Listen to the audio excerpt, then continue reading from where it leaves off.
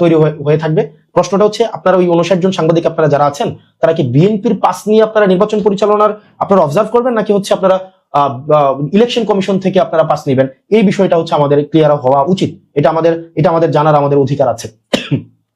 পরবর্তীতে গত এক সপ্তাহ ধরে যে বিষয়টি হচ্ছে আলোচিত হচ্ছে, সেটা হচ্ছে ঋণ খেলাপি এবং হচ্ছে দ্বৈত নাগরিকদের মনোনয়ন দেওয়া সম্পর্কিত। আমরা দেখেছি হরে ধরে ঋণ খেলাপিদেরকে, যেমন আসলাম চৌধুরী, উনি প্রায় 2100 কোটি টাকা 1700 কোটি টাকা ওনার ঋণ খেলাপি আছে। তারপরে হচ্ছে আব্দুল আওয়াল মিন্টু, উনার ঋণ খেলাপি আছে। বিভিন্ন জনের এরকম ঋণ খেলাপি আছে। আমার আসনের একজনের ঋণ খেলাপি আছে। একটা ব্যাংকে আছে প্রায় 88 কোটি টাকা, 88 কোটি 56 লাখ টাকা। আরেকটা ব্যাংকে আছে 39 কোটি টাকা। সব মিলিয়ে প্রায় 120 কোটি টাকা প্লাস ঋণ খেলাপি আছে।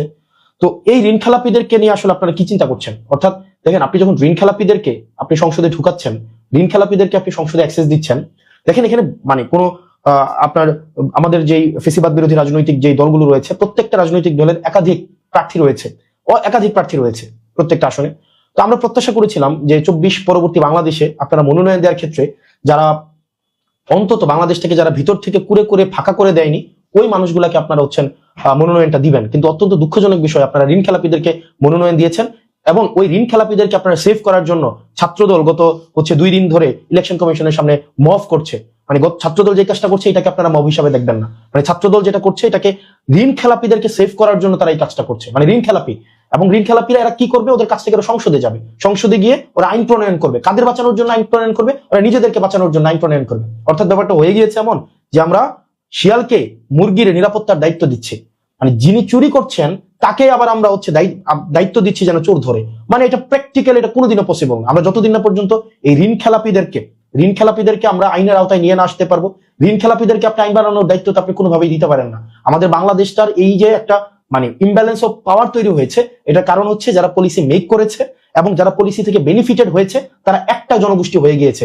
পাওয়ার এবং হচ্ছে এখানে বিউরোক্রেসি, তারপর হচ্ছে বিজনেসম্যান এবং আইন প্রণেতা যখন একসাথে হয়ে গিয়েছে, তখন এখান থেকে হচ্ছে ফেসিবাদের এখান থেকেই উৎপত্তি শুরু হয়েছে। আপনি দেখেন, যিনি ঋণ খেলাপি, আপনি তাকেই হচ্ছে সংসদে পাঠাচ্ছেন আইন বানানোর জন্য।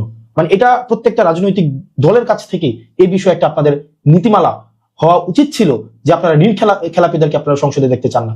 এবং এই ঋণ খেলাপিরা দেশটাকে আপনি চিন্তা করেন, 17 বছর 20 বছর 25 বছর তারা ঋণ দেয় না, কিন্তু বিলাসী জীবনযাপন করে। এই ঋণের টাকাটা ঋণের টাকাটা কি ব্যাংকের টাকা? এটা আপনার আমার জনগণের, এটা হচ্ছে টাকা। আপনারা দেখেছেন যে এই টাকাগুলা তারা হচ্ছে এই ঋণ খেলাপিরা বিদেশে পাচার করে। এই ঋণ খেলাপিরা এই টাকাগুলো নিয়ে বিদেশে বিলাসবহুল জীবনযাপন করে এবং বিদেশে বিলাসবহুল এই চুরির টাকা দিয়ে বিদেশে সন্তানদেরকে লেখাপড়া করায় এবং ওরা এসে আমাদেরকে হচ্ছে বলে ব্লাডি সিটিজেন। টাকা দেশ থেকে